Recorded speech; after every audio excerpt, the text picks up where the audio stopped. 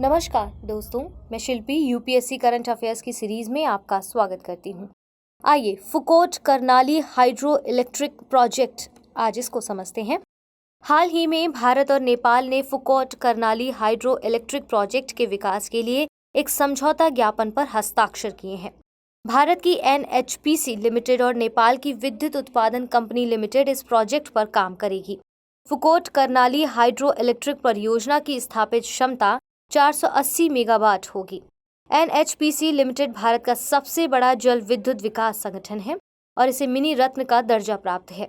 और वहीं विद्युत उत्पादन कंपनी लिमिटेड नेपाल में सार्वजनिक निजी भागीदारी मॉडल पर आधारित बड़ी जल विद्युत परियोजनाओं के विकास, निर्माण और स्वामित्व और संचालन के लिए जिम्मेदार है।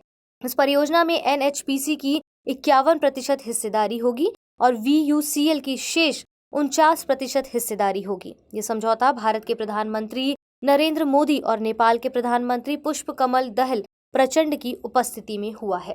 आपको बता दें कि नेपाल के प्रधानमंत्री पुष्पकमल दहल 31 मई से भारत की 4 दिवसीय आधिकारिक यात्रा पर हैं। ये परियोजना करनाली नदी पर विकसित की जाएगी, जो नेपाल की एक प्रमुख नदी है।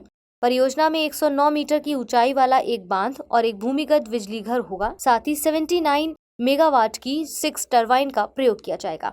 इस परियोजना के तहत पैदा की गई बिजली को नेपाल की एकीकृत बिजली प्रणाली में भेजा जाएगा।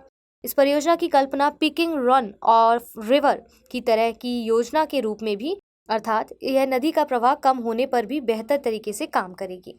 इस परियोजना का विकास भारत नेपाल संबंधों को बढ़ावा देगा और ये परियोजना नेपाल के आर्थिक और सामाजिक विकास में सुधार करने में मदद करेगी और दोनों देशों के बीच संबंधों को और भी मजबूती प्रदान करेगी।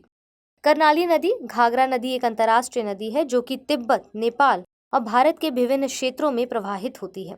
इस नदी को करनाली और सरयू नदी नामों से भी जाना जाता है।